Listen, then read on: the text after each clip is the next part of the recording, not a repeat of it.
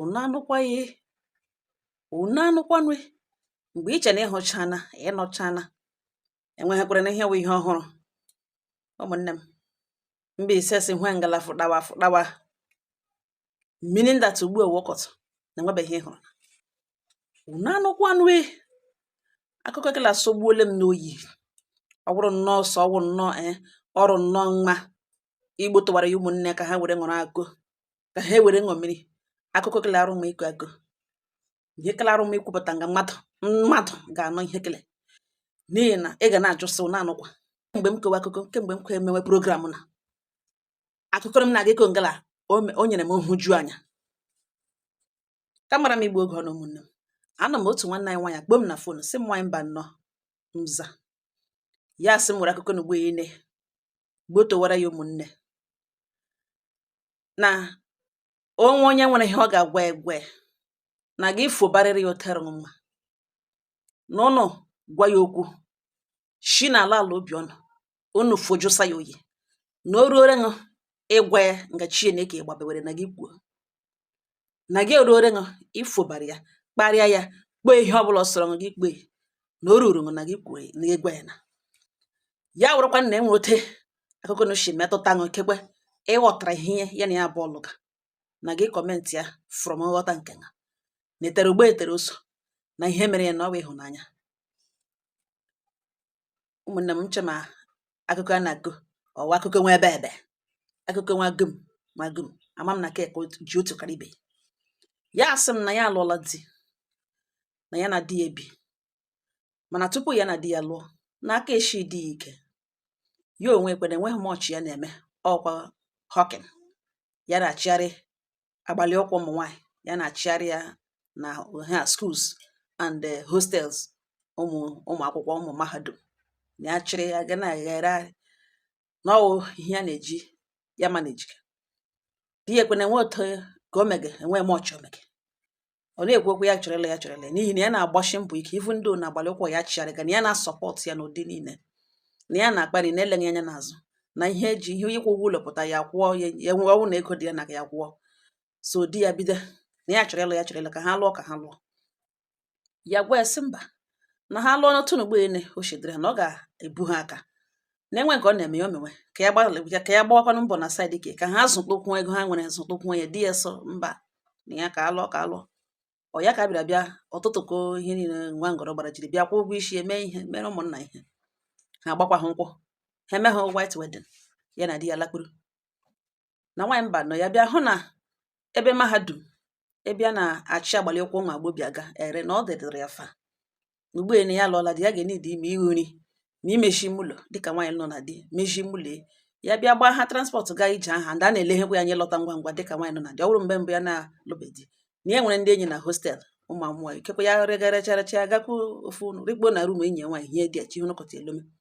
mgbe ya na di na-ebi ugbu a ya na di ebi na ọ ga-eme ya expect ịlọta everyday. Ya bịa lee anya sị mba na biznes na ya ga-echenji ya bido were ego na ya n'aka bido gbawa ahịa bush. Ya ga-eburu crayfish buru ma egusi pụta bịa na-ere ya enwe tebụl bịa na akpụsị nwaanyị mba nọ n'ọhịa ere were Chineke nna aza ya ke na-enye di ya ego sef kara mgbagharị a na-agbagharị mgbe ya na-ere shu ya na-enweta ihe ya na-enweta na crayfish ebido na-ere ebe enweta ego na anọ n'elu ya ka di ya mega akọcha achịchakwa okorokoto m enwewo isi afụta na ọ bụ ya nwa akpagaziri na ọ ya nwa renewri rent ha mgbe o mere spi. Di ya gbewe sị na ya biko ekwekwele ka afọ ime baiga. Ya jụwa di ya sị na ọ dịrị ya na ya yuzo withdrawal method ma ọ bụ na ọ chọọ ka afọ ime baiga na ike ịbịa ṅụọ ọgwụ mgbochi afọ ime agwụla ya from kemgbe ya na ya abụọ yawara ya ṅụọkwa ya na marriage mbụ na ya ga like ya na o yuzuwe withdrawal method. Di ya gwa sị ihe agwaghị ya wụ na ọ na-adịcha izi na ihe ahụ ọ si emewe na ọ na-adịcha izi na ọnọdụ n'ugbo ha nọ na nwa bịa na ha abazie na ihe a na-akpọ abject poverty. Enwere ogbe nwee mgbe nwezi ụbịam na ha ga-abazi n'ime na ọwa ụbịam wute nwa na-ejisi ike wee onwe ya gwa sọ ya nwa na-akụ mkpụrụ na ebe ọsọrọ ga akụ mkpụrụ ị gaghị aga na ka ala dị fertile ga akụ mkpụrụ na oyi ụzọ withdrawal method na di ya na-anụ na ọkwa somebody so ji ego ma ọ na-akụba every abalị igbe ọkụkọ na ọ ga-akọ gị ya na-ehi ụra atụkpugharị akụ na ọ ejighị ego eruteghị ya na ihe ọwa na-ebili kpekpekpekpuru gbemgbem ọhụrụ ọra di ya wụ onye ga-awa ọ ga-eme ọ ga-ehi ọ ga-ego ehiba ma o mee n'abalị mee n'ọkọtụ ka ọkọtụ ọ na-akpa ya mgbazu ahịa ka ya gbazuru ahịa ka ya gbazu ahịa na ọ weta ya shibiri nwanyị mba nọ ihe a na-eme everyday di ya na-asụ na ya ejikwa na biznes ya ahụ every morning ya drop ọrịa 3000 gawa ahịa nri ga-anọkwa n'ụlọ mgbe ya ga-enye 3000 naira mgbe ụfọdụ ya drop 5000 mgbe ụfọdụ gaa na akpa ya bụ ede nwere ga-ewere ihe ọ bụla ọhụrụ dị ọhụrụ 10,000 wụrụ 20,000 were ya elekwere ya ahụ ya mara na o were leda awa ya kama ya blame wahudo onwe denwere ya ebe ọ ga-ahụ ya ya uche ịhụnanya na ya hụrụ di ya n'anya too much na nwanyị mba nọ na otu ha shibiri anọgidezie n'ihu streeti ha ebe across their street na enwere ụlọ oke ụlọ ya na-akpọ ndị ụzọ ụlọ na-akpọ send down the rain na ụlọ na ọwa oke ụlọ ndị na ụbara aba nwoke nwekwana ụlọ ahụ nwunye ya nwụọ na ọwụzikwa ha ụmụaka ọgbadana wụzi ha young man ọgbadana ụmụ ya atọ asọ mụrụ na Amerịka the man ego o nwere oshi na mgbe according to ndị mmanya asị na family ha bara ụba na nna the man kpatara ego and oshi na for polygamous family na otu aka ụmụnne ha nwere ego all over the place na ha nwere ego nwekasịa property ebe niile na that man bi ndị were ego bịa nwezie domestic staff na mgbe na oge mgbede lekwe ka ulochi asị mpa ya rụ na NNPC na the man bara ese ọhịa na ya nọzi ya gawakwa n'ọrụ n'ụbọchị mgbe ụfọdụ ya ga-awụ mgbe the man pụga ọ bụrụ mgbe ologe na ya na the man na-asarịtara man nọ na streeti ha na onye awụkwana ya ọ na-anọ na tinted glass akwa ihe mmadụ gị fewa ka ihe moto glasses ya gbara ọchịchịrị ka gị na-efe aka ya na-ekele this man ya ya ahụ ha ka ha bịachi ya gala na mkpụrụta ọhịa n'ihi na draiva ya a na-ọlụtawa about 2 or 3 cars na-eso ya elu ọkwa ha moto niile awụchaki drivers niile nwụchaki o ruo otu ụbọchị ọ gbaa breki laa ya wụ na streeti dị empty this man agba breki nwaanyị adam gbawa ya si excuse me ya bịa ya tụga n'ihe ụjọ n'ihi na ya ma na obi na streeti a ọ gwawa ya na ya na-asarịta every day ma ya na ya ga-asarịta na ụkọtụ mgbe ya na-aga ọrụ ọwa asarịta na mgbede mgbe ya na-alọta na ya ga like ka enye nọmba ya so that ka ha pụọ from street onye ọbụla gawuru onwe ka ya gwa ihe ya chọrọ igwe ya si asa na ya wee married woman ya ka just were phone nọmba enye ọkpọkwana ikpe ekpe mgbe ya na di ya na ya explanation ka ya gagwalakwa ya the man adakapụ n'ọchịchị wachiwachiwachiwa si ya dị aware na ọ bụ a married woman na ya ma the best time to call her na enye nọmba ya si ya na ya ga-enye ya nọmba ọ mara na ya wee married woman ka na-anakwa ya nọmba that means na ọ chọrọ ime ihe ahụ ha na-aga emeri n'openly that means ọ dịghị mma omume na sa biko na ya wụ a married woman na ya dị sorry ya gawara onwe bi ha nwoke nga gawa nwaanyị mba nọmza na enwete nwoke na oshiri nweta phone nọmba ya ma na ya nọzi n'ahịa one day phone ya ring ya ọkpọwe ya piki ọgwọ ya si ya na ya na-achọ na olegodo ebe ọ nọ otu o shi dị noisy meaning that ọ nọ n'ime ahịa na nwa na-ata ahụhụ na-ekeghị ya ka ọ taa ahụ na ọ wee beautiful woman na ihe ya kpọrọ ya actually ka o kwuo ihe ọ chọrọ ka e mere ka e wepụta ya na ihe isi ike na ya wụ that ha nebo ya na street ahụ ka that man kwụsịrị na na-anaghị nọmba okweghị enye ya na enweghị ya chọwara ya na-aga enweta ole ka nke Chineke na-achọghị inye ya ya chịwa the man agwa ya si ya na ya emechaa ya ga-akpọgharị ya si ya na ọ gbadọla ịkpọgharị ya the man na-agbanyụ fon ya elote ka ụra dị ihe n'ugbo ene si ya na elegodo ihe nwoke bi across the street ihe eji gwakwanụ di ewu na every time di ebu fon ya na every time di eji fon ya ọ ga-ya ogberi na o ji fon ya emega kọl ma ọ ga-eji eme kọl were na-agba gem ọ ga-eji agba gem nwere ebe data nọ dị were ọgbakpole Facebook ga ga-agbariere data na ka ọ hapụ ijide fon na one day nwoke na-akpọ ebe ya ọwụ ya nyere nọmba ya o nweta nọmba ya at all miss kpọwazie na ọ dị mkpa ka di ya maka ọ hapụ fon ya hapụ iri nge nwoke na-epi ike na di enwe na ọ wụ onye iwe ọkụ na iwe ya na-ebu ebu ya kọrọ die si elekwa nwoke nụ this big man the only big man enwere ebe na dị extremely large and big lekwa ihe nkanta ya na ya bụ the other day na ya nọ today okpo ya maghị otu o si nweta nọmba ya di ya sịrị ili di man ọhụrụ ya ọ laikiri ya that man ọsị gịnị biko na ya ekwugharịtela ihe ya ekwu ya kọrọ die ihe niile this man kwuru mgbe o kpere ya na ya jiri wepụta na mgbe di ya amaliri yipụka singlet were fo onwe brizi si ya pụọla na mgbe na ha apụọla na mgbe ya jụwa di ya sị gịnị ka ọ na-akọ di ya eshere si ya nọrọ ọdụ na ọma na ụmụ nwaanyị be emegacha ihe n'ugbo ene na ọ bikos na ọ bịara bịa gwawa ya na that man sọtọ si ya na ya chọrọ iwepụta na mgbe na ya gwa the man nye ya ego na okweta ka ya pụọ na mgbe ka ha pụọ na mgbe ya sị di ya na biko echi ya n'akụkụ pụọ na eme ya ma ihe ka ahụ kwuga sọgacha ya oyi na ya laikiri di ya na ya lọla di na ya ga-emeli ihe ka di ya gwa na ọ bụrụ na ọ laikiri ya na ọ gaghị hapụ ya nga na every day na-ata ahụ na lavish na a na-eme ya eme na a na-arụ ya ọrụ na ọ wụ obi eji agbaghara na ọwụ ihe matara na ya agbagharala ya bifo mee na ọ ga-anata datman ego ka ha pụọ na mgbe everyday di ya na-enye nsogbu everyday di ya na-enye nsogbu o mechazie pụọ 2 days 3 days olobe ọlọta bidokwa ebe o kwesịrị ọlọta ogbewekwa ihu ya echega ihe ka ike agwa ya ya gwa di ya sị oke na ya nọ na ihe o kwuru na kama ọ ga na-apụ ọga n'elo kama ọ ga nọrọ nga na ọrụ ka enwe ya nọghị ya ọrụ ka enwe nwoke n'ụlọ na ọ bịa ka ha diskọs di ya amalirichi ya sị he n'elu ọtọ ga-echisi ya laikiri ya ya ga-emeli one single this thing ofu ihe ya na ya wit obi ụcha ọ ga-emere ya na gịnị ya gwa di ya sị na enweghị ya na-aga emeli na onweghị ya na-aga emeli the only thing na-ehold ya back wo conscience and echeta Chineke na enweghị ya na-aga emeli mana ọ nke dị mma ka ya na like ime ya na choose ime ihe dị mma di ya gwa ya sị ele ihe omena ole ihe ọ chọkwa na iwe igwe ya gwa di ya sị na ya ga-emeli ihe ahụ si ya gakwuru that man mana because na ya nọ n'ime marriage ọ gadịrị ya izi na ya nwere ya na ya ba alụbe na ọkwa nwaanyị ga-eme ya nwere ike elecha anya sị ga ya tara ya mana otu ha n'ime marriage the reason eji efege n'isi na ọ respect ya nwere for marriage ya na ya bụ ka 1 2 na ya laikiri ya na ya nwe wepụta ọnụ si ya mee ụdịrị that means na ọ like ya ote ya onwe shi like di ya si ya onye gwara ya so okay na the only condition ya ga-eji eme this thing were ya na ya bụ ga-agba ndụ di ya sị mba na elekewe ịgba ndụ ya na like imetakwa ọbara ọnụ enekwa ya wụ vampire elekewe wepụtara ịgba ndụ na ihe ugbu a na elekewe webata ịgba ndụ na ihe ugbu a ya gwawe di ya ọnụ si na ya ga-agba ndụ na ihe ọ chọrọ ihe ọbụla ọ chọrọ ka ya na ya bọji ịgba ndụ ewere gba ndụ di ya sị elekwana ihe a ga-ekwu n'ime ịgba ndụ a ọwụ a hapụkwala na ya na ya bụ alụọla ya si yes na enwere ihe ya chọrọ ka e kwuo na enwe ndị nọ na di ndị nọ na marriage ndị na-anọ na marriage ka mma ka gbuo ha ka gbuo di ya sị ngwa nke e were mmiri ọṅụṅụ gbaa ya wụ ndụ ya sị oke ya eji aka ga-ekwure ka ọ bụ kute mmiri ya gwa di ihe ọ ga-ekwu si ya na otu na ya bụ alụọla ka ya ga-agakwurukwe nwaanyị ọzọ nwa agbọghọbịa ọzọ outside ga-enwere side chick outside ọrịa nwaanyị ọzọ elu ọ chewe echiche ịhapụ ya n'ime ọnọdụ a gakwuru nwaanyị ọzọ because of gịnị ya adịla pọtọpọtọ di ya palie kọpụ mmiri ntara bubu ya n'aka kwuo ihe ya si ekwu na ya dị surprise okwue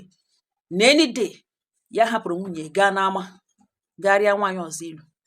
ọ ga-enwe nwa agbọghọbịa ọzọ denwe na-awụghị nwunye denwere onwe ya na-arị elu na ya emechaa ya ṅụọ mmiri na mmiri gbugwe ya di ya were mmiri ntara kpiga ya ihu mee ka ọ kpọrọ ya ma ọ kpọrọ ma ọ kpọrọ ya sị mba na o rezie ya ọpụ wee gaa ka ya hụ na mmiri wejuge n'ọnụ na ọ wụta na-eshi eme di ya sịrị ili ya sị di ya ele ya nọtọ nta ya palizie dị mmiri welite ya elu wee gaa n'afọ wee ya n'ọnụ ya luo ya hụ na ọ ṅụọ na mmiri ṅụfuru ya kọpụ half cup o rute tọn ya palie ihe kọpụ mmiri ntara so na nwoke nọ n'ụdị ya ezigagere ga-aga natara ya ego na any day ọ si ya pụta na ya gakwuru hegwele datman ya nwa gakwuru ihe datman ya ṅụọ mmiri ya gawa na any day ya hapụkwara datman gakwuru onye ọzọ ọ hapụ di ya gakwuru onye ọzọ na-awụghụ di ya ọ ya pụta from nwoke na mgbe di ya si ya pụta na mgbe ya mechaa ya ṅụọ mmiri na mmiri gbugbe ya ya palie kọpụ mmiri ka bulie ya elu wee ya ka hafụ ka efuru afụ n'afọ egbu di ya sị ngwa ya jụọ sị ngwa o chere ka dịman kpọọ di ya sị mba na dịman akpọtala ọnụ ya na ya kpozie ya ugbu a jọs kelee ya na dịman ga-akpọzi akpọ ya mere na fon kpọọ dịman si ya sị ka ya kelee ya dịman aṅụ ọkwacha ṅụọ na ya gwara ya ma na ọ ga-akpọ ya na ya ma na ọ wụ ezigbo nwaanyị na ya ma na onwe onye laikiri ahụhụ na ya pụta bịa nyere ya karịrị ego na onwe ihe ọzọ ya kpọgara ọ si achịwa dịman asị ya na ya chọrọ ịhụ ya jiri ịhụ ya na bifo ya ahụ ya na ya eji ọnụ ya kwuo ihe ọ chọrọ ka ihe ọ ga-awụ ihe ọ chọrọ ihe ọ nidiri ọ chọrọ ka ya mere ya na ọwa ego ole ka ọ nidiri ọwa ego ka ọ nidiri ọgele ego ole ka ọ nidiri ya ọgwụkwana ihe ọ chọrọ ka o mere ya eji ọnụ ya kwuo ya di ya nye ya sign 2 million ya gwa the man ya nidiri 2 million naira the man sị sọsọ ya sị sọsọ 2 million ya sị the man asị okay no problem na ya gaghị emere ya transfer na ya ga-enye ya $, o jiri aka ga-echenjiri and then ọ bịawa na ọ bọdala onwe ya bịa pịchawa onwe ya ma fichawa onwe na ọ bịa jos were the money gaa gborogodo mkpa ya mgbe sọziri ya ọ chọ ka ha ahụ di ya ṅụọ nye ya sign ya sị oke sa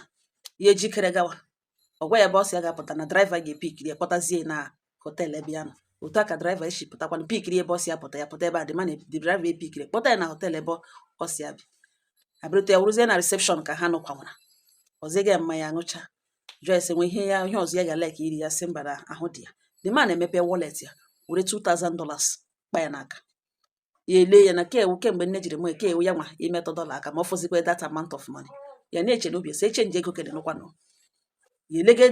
elege ego ha kelecha the man say thank you. The man asị ngwa ya gawa. Ya bịa nọrọ waste what time. Na ya ga were ihe otu o ji ego eme were ego egboro mkpa ya. Ya ekele ya bilie lowe. Nlọta na lọta DSR ololo elo. That means the man mean na yes na that man we kwu eme. Di ya jụọ ese onye ziri ya ihe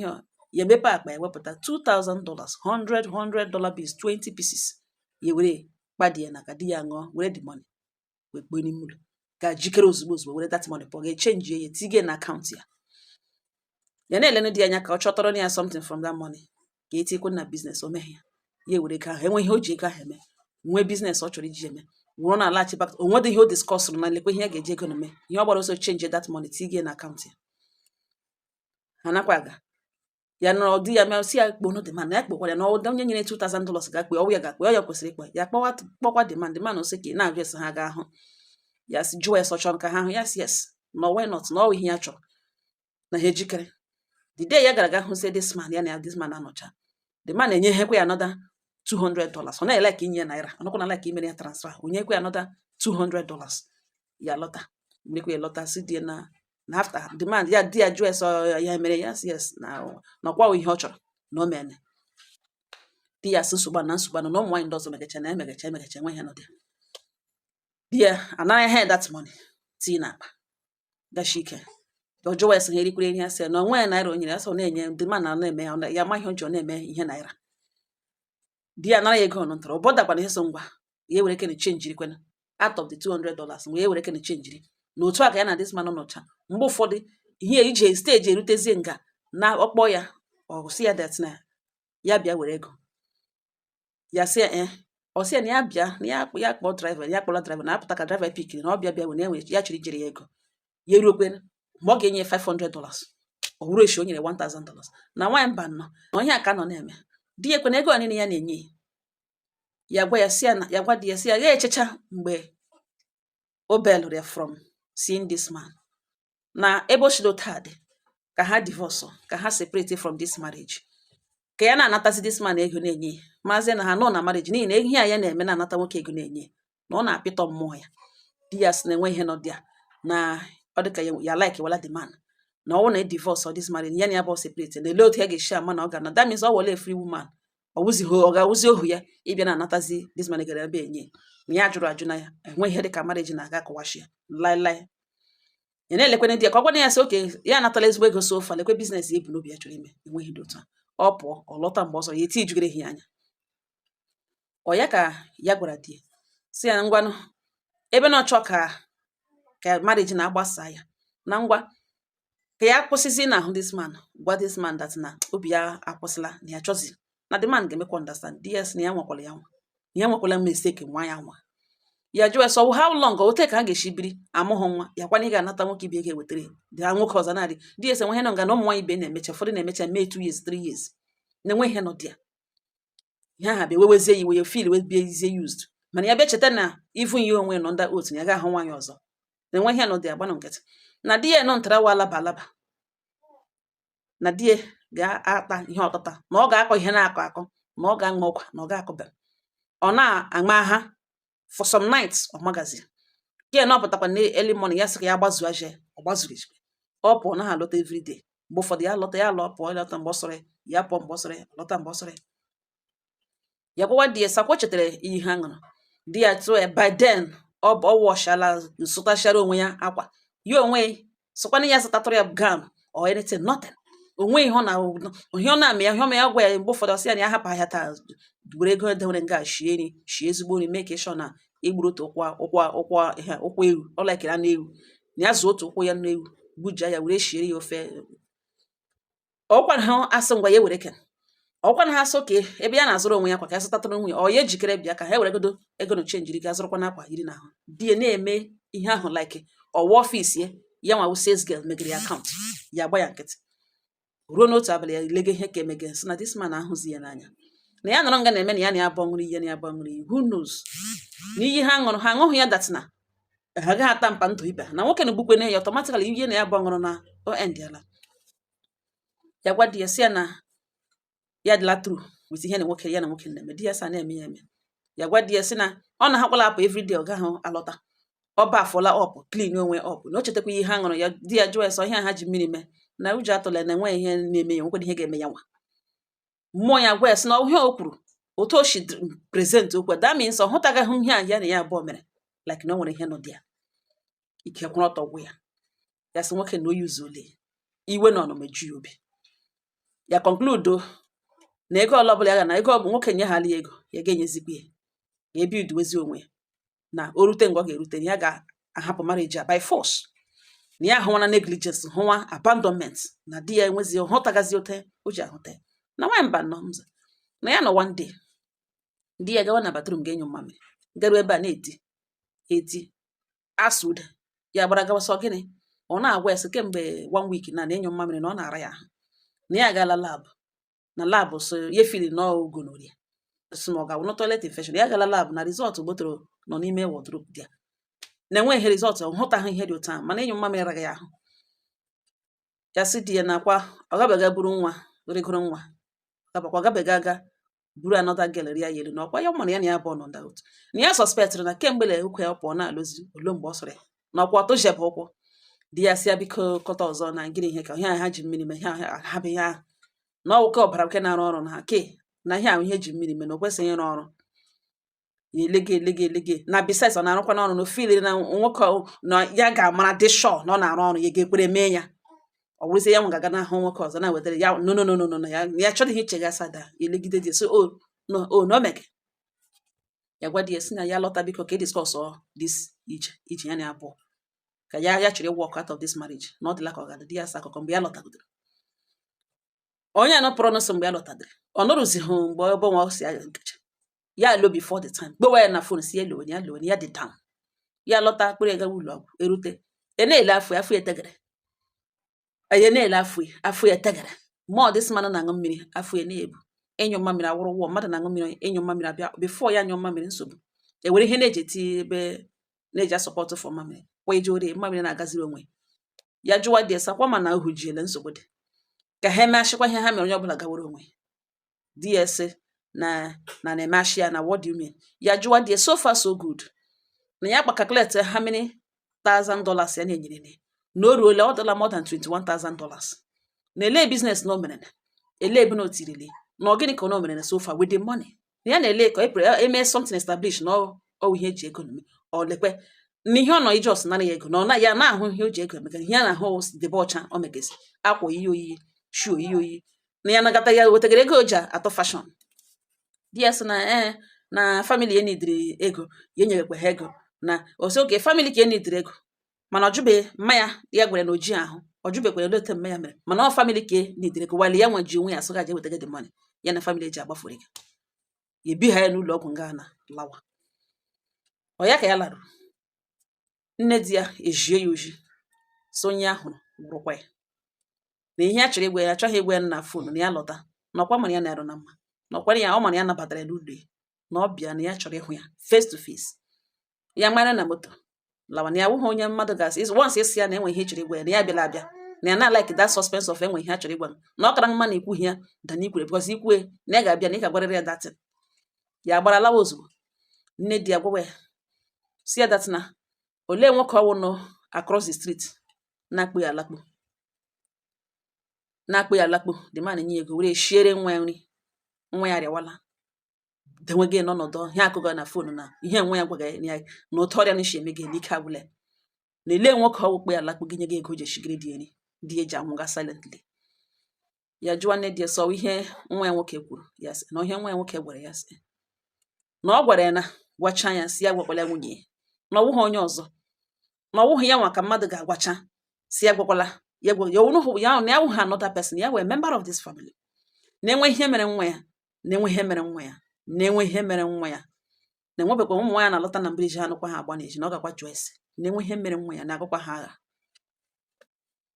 ya sị oke na mma ya sị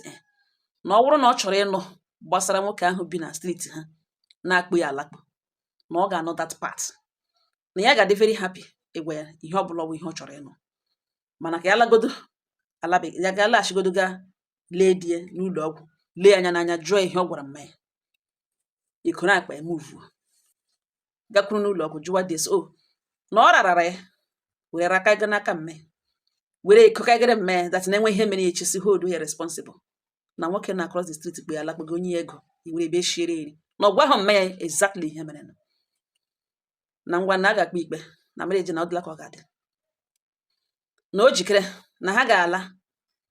ga-ala ka ya gaga gwa nne na nna ya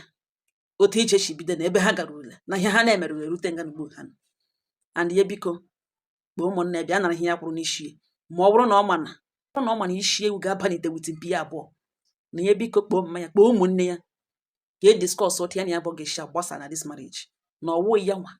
ka a nọ na n'ime this marriage, na ihe ope ọnugbo na ọ ya tiri onwe, na ọ mess ya up, pịtọ ya serve, were ahụ ya serve ya for how many months. Gwa ya si ya nwakwala nwa tụrụ ime, ya na ya abụọ gbaa ndụ, oshi na azụ ga-eburu karịa another girl elu because of trust hụ na mmiri iyi ha ṅụrụ na ọ ga-awụ ọkụ, ọ ga-eme ihe o jiri mmiri nwee iyi dezentrụla na-aṅụ mmiri, ọṅụzie mmiri ịnyụzi mmamịrị awụ ụgwọ, o werezie na-enyo ya nya ga-ene n'isi na keeki ya na-aga eteki na nwanyị mba nọ na ọwa ebe kwunu na ihe ejiri gbara ọsọ gbakwute m na mgbere akụkọ na ugbo towara ya mba ụwa, na di ya ekwetala na ka ha mee asha ihe ha mere ya sị laịlaị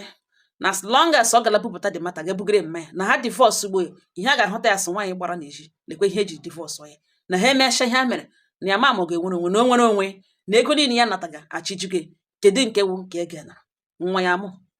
ego ahụ enwe 1 naira ya ahụ ha anya, ọ bịa tagzie ya nwaanyị gbara n'ezi bịa ntụkọwazie the marriage sisi ya lawazie ga-anọrọ wuzie ron after ya na no na a ga-ala village ga-ekpe ya ka ikpe na ọ ga-ewepụta that money, people ga-ama ihe mere nụ otu o shiri mee, hụkwanụ ihe ọrịa ga hụkwanụ ihe kpatara ọrịa ya, ifu ndụ na ọ chọrọ inye ga ya na n'isi. Na nwanyị mbana na m juderele ya mba ụwa, ihe di ya rịọgazie na awụ ka ya kpọọ mma ya, gwazie mma ya ka ya na mma ya discuss ka dị mata hapụ ịpụta, so ka aṅụashi iyi ya gwa ya sị agaghị aṅụashi iyi ike na enweghị ike ịṅụashi ya. Di ya gwa ya sị oke na o chetara ihe ya onwe ya ṅụrụ na ya ṅụrụ that na ya any day ya dị done with ya nwee gakwuru that man,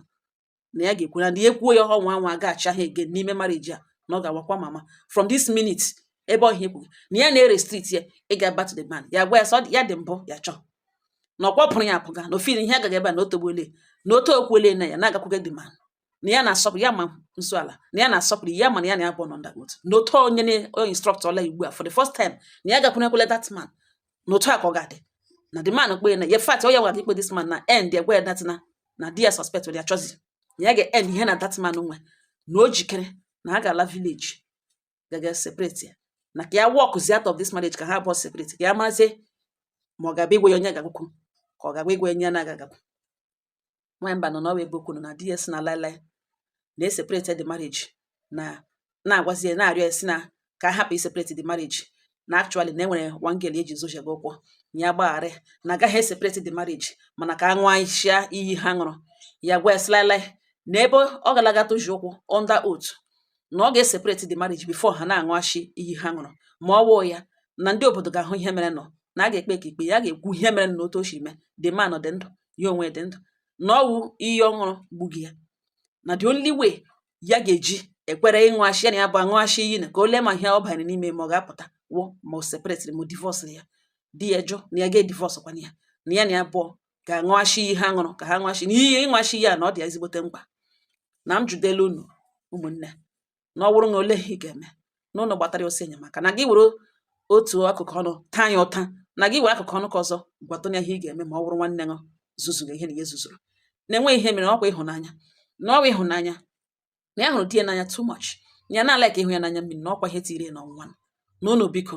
na-ele ihe unu chere ọ ya ga-emenwe secretly n'ihi na this man tekiri na o mechaziri bịa tezie ya ure n'ihu mezie ka ya wụzi ajọ mmadụ. Nne di ya hụtazie ya so onye gbara n'ezi hụtazie ihe anyị naanị ya na ya abụọ dị awe na ọ dị eji aka ebupụta na ọ wụrụ unu na ole ihe unu ga-eme na ole ihe unu si ya mee na ike this man agwụle na ya laikiziri ya the love anụzighị di ya na the love nwụrụ that very day the man shi n'elu ya ritu ya lọtakwara gwa ya sie shift ya na ya pụọ ya chọzi ịhụ ya na o mere ya ọ ghọtara that na ihe echenjili n'ime na nwoke a na-ekwokwu ya laikiziri ya sef ya laikiziri di ya mgbe a na-ekwu okwu ya na onye alakigazi na ọ bụzi onye mpana na ọzi this man na ọ na that man ka ya like gị na after all na nwunye ya anọzi nwunye ya nwụọla na m judelu na ọ wụrụ ule ha isi eme di ya sị na ya na-arịọzi ya na ebiko ka okwu afọ bara na afọ eto na mhụ ga-afọ edi ya na-enyo mma mere o jizi ihe na ya ma ha lọng ọ ga-anọ n'ọrịa ahụ na ihe ewu iyi ha ṅụchara na ya nwe ji aka initiate mmiri eji aka ga-ekute mmiri bezie ntụrụ ọtrọsụ na dị mmiri ga-awụ ọkụ ya mgbe mmadụ na-amahụ jikere na ụkwụ niile ya gbara ya megakwa ọfụma na ọ ya nwa kwagere ya nwa bute ha ekwere gaga kora mme rakọ mme na-enwe ihe mere esi jide na ya gaga nwoke nọ na across the street kpụrụ ya lakpụgị enye gị ego eji eshigiri n'ọhịa arịa na nwa mba na m judelu unu na ọ wụrụ unu na ole ihe unu ga-eme na ole ihe unu si ame na ọ si ekwupụtakwala na ihe divorce kwala ya mana ka ha nwashi ihe aṅụrụ na ọhịa ọrịa gị ugbu a na ọ wụrụ gị ga-ekwe na unu dodeli ya ọdụ ugbu a biko ụmụnne m ọhịa ọsọ mgbotoro ọnụ nsọ na enwere ihe m gwere mụ onwe m chọrọ ịma ihe unu ga-ekwu na kele ọ nyere m ka edara m ibi n'eze ụmụnne m unu anụkwanụ kele na ọnụ n'aka enweghị ihe mma m ga-agwa in fact enwere m a lot m ga-agwa mana I decided m ka m hapụdola onwe m aka because ka m hapụ ịdị emotional gakwuo wit iwe ọ kwuo ihe na-ekwesịghị ya pụzie na no nwanyị mba nọ ikwesịghị ịgwa ya ote ụmụnne m enwe ihe unu ga-agwa ya ụnụ gwa ya ọ gwakwa akụkọ kọmentị onye ihu na onye azụ ọ ngọ ha nọ m n'ọnụ udo dịrị ọnụ